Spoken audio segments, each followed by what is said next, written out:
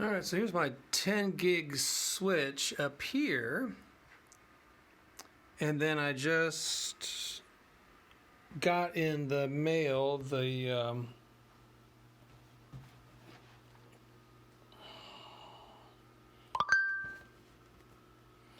TP-Link 10 gig PCIe network adapter. That is my Dell T3500 Precision that I'm going to try to put it in. I don't have a monitor on there because I usually VNC to it every time I want to use the desktop. So I might have to move some monitors around. But what I'm going to, let's see, here we go. We're going to unbox this.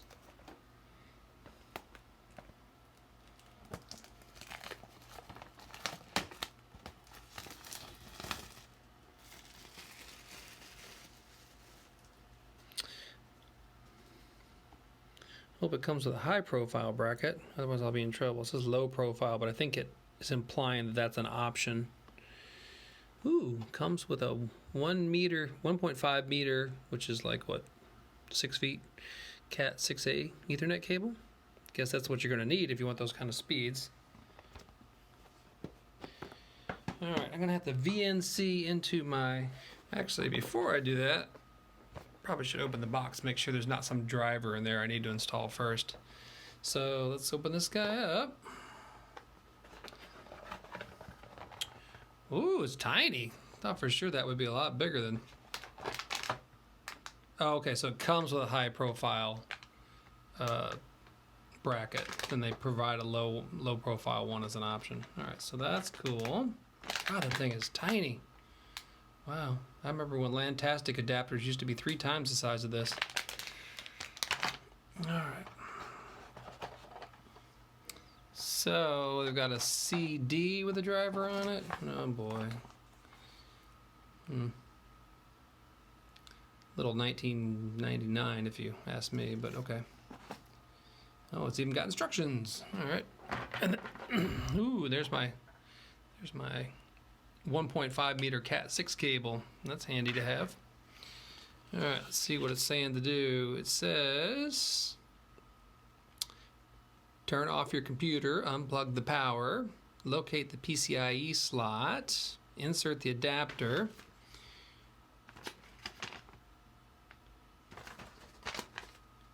replace the case, plug in the computer, turn it on, then connect the Ethernet cable, insert the CD, and run the auto exec. So that's going to be the problem because I probably won't be able to talk to this thing. I mean, it'll still have the built-in NIC. So if I get lucky, I can still use VNC. But if I can't use VNC, then what I'll have to do is get a monitor hooked up to it. And select your adapter. So basically just turn it off, put the adapter in, turn it back on, put the CD in, install the driver. All right, well, let's get started. First thing we gotta do is unlock it.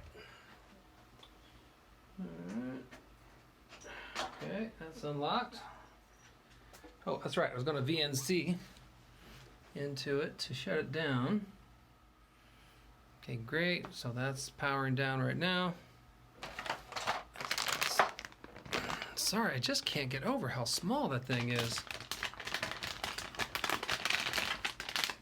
Especially for something that handles 10 gig. Although look at the heat sinks on that thing, kind of reminds me of like a 200 watt car stereo amplifier.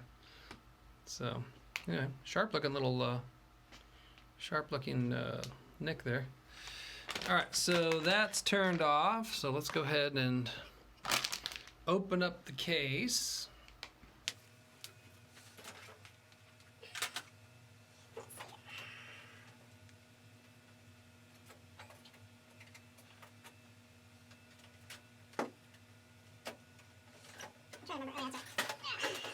This T3500 is not light. It is a one heavy machine. It's an old machine too, but it's pretty beefy. It's got some good power on it. So let's get this open.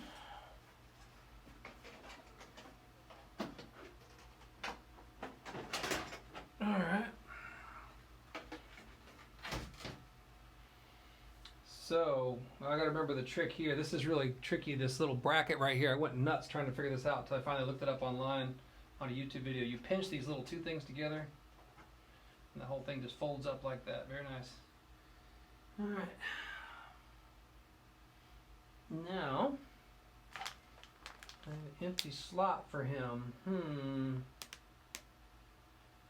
not sure what I'm going to do here. Not sure if I got the right kind of slot for this. What's that guy right there? I wonder if I could take him out. What is he? Well, that's a Wi-Fi NIC. That's right. That's that old Wi-Fi NIC. I don't need him anymore. This was, so I actually had two Wi-Fi network adapters in this machine, and this was the original one, which is just a plain old 802.11n, and then I added an 802.11ac to it, and I just left both of them in there just for ha-has, because it could flip back and forth to just kind of compare the different speeds. But I'm going to take this out because I need the slot. I need the PCIe slot. There's another one right here I could use, but it's too, I don't know if you guys can see that. Let me get you a little closer.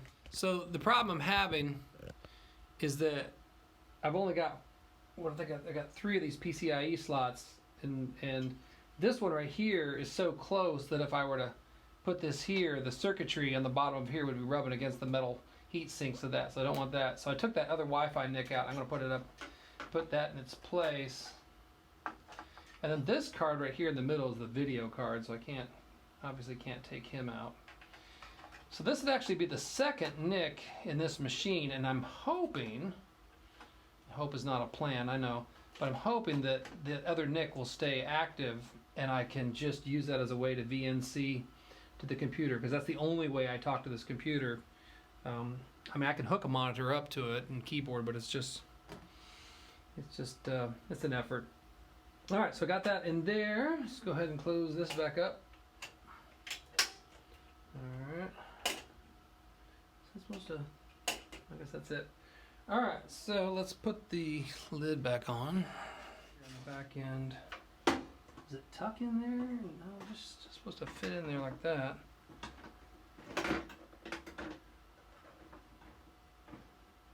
Okay, that feels better. There we go. That feels a lot better. Okay. Ugh, this thing is a monster. Now what I'm going to do is I'm going to put the connections back, so the network cable and the USB connector and the power cord. So fingers crossed I can boot this up and it'll still be using that same original. So because remember there's a built-in network adapter already in there, and that's how I used to talk to it, was through the VNC client. So if that still comes up and the VNC client's active, then I'll be able to remote in there. Then the next step is going to be to drop in the TP-Link driver, and then if that works, then the next thing we're going to do after that is give it some configuration and then connect it to my way up there. This is my 10 gig switch way up there at the top. So that's kind of what prompted me to buy this NIC, was what good is it to have a 10 gig switch if you don't have some kind of a 10 gig NIC to connect something to. Now it said in the instructions I was supposed to have to select the driver and install it, but that's actually the model number right there. So okay, I guess it just figures out what you have and what shows the appropriate icons. Okay, yeah, that's the one I want. Install that one. Okay. Well, that's interesting. Aquantia software. Must be a co-branded thing, because this is supposed to be a TP-Link, but you know how these things work. Usually they're just made by some company and then they're rebranded by other bigger names. All right, let's get that installed. Yep, finished. And that's it. All right. I guess it's done. Let's go ahead and reboot.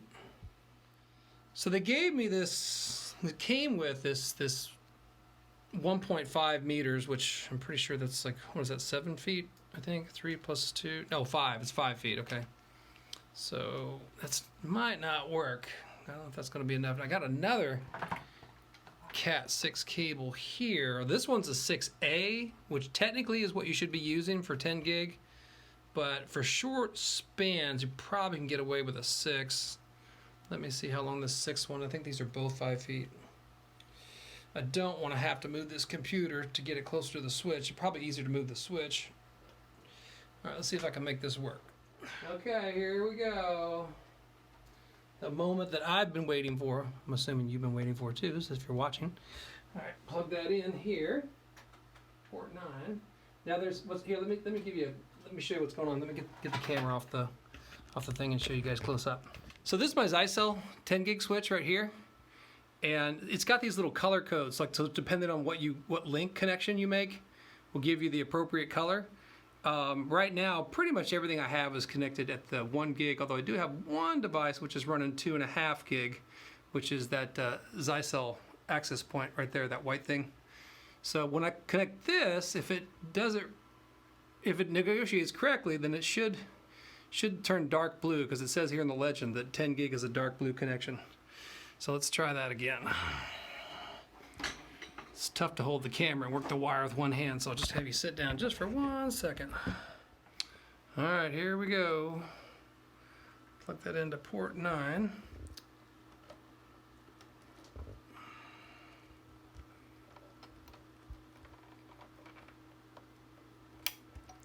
All right, let's go look at port 9. See if it's going to negotiate. Ooh, it did, and it's dark blue. Check that stuff right there. I know it might not come out on the camera color, but see, that's a light blue right there. That's the 2.5 gig on port 8. That's the 10 gig connection right there on port 9.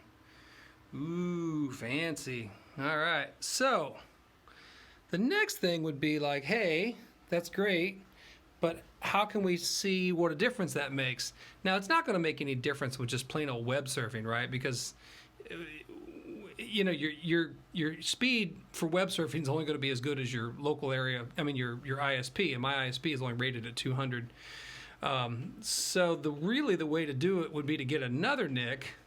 I've got a 5 gig NIC somewhere which I can hook up for another session, and I could do some file transfers and see what kind of difference that makes. So, oh, I know what we could do. Let's go over to the computer and look in the Windows properties and see what it says in there, because I've never seen the 10 gig on the Windows NIC properties. So here, let's do this. Put you back. All right, so it's Wi-Fi. Which one did I just add? Ooh, this one right here. Look at that right there, 10 Gbps. Wow. Times are changing. I remember when 10 Mbps was kind of the standard for many, many moons. Now it's 10 GPS. So really, to get the real advantage out of this would be two things. One is, if I had another machine that had a 10 gig NIC, then I could do file transfers at the full 10 gig. The other way I could do it is if that machine that I just put this in is acting as a server, then if I were drawing things from it, it would have a fatter pipe to serve up multiple streams simultaneously. I don't know if that's really going to make that much of a difference, because I suspect that the bottleneck is probably more likely to be the drive or the bus, you know, the data transfer buses between where the data is coming from and the network card. So the network card may not be the weak link at that point. All right, well, I think I'm going to wrap up this Twitch session, unless anybody's got any questions, or I know I've got a whopping 1 viewer at the moment, and thank you very much for coming to see what's going on. So, and actually, this is my first Twitch, my first live feed. I've done some live feeds on YouTube on my Network Advisor channel, but the first time I've done it on Twitch. So, appreciate you stopping by. All right, no comments? Okay, well, I'm going to end the session. Thanks for watching.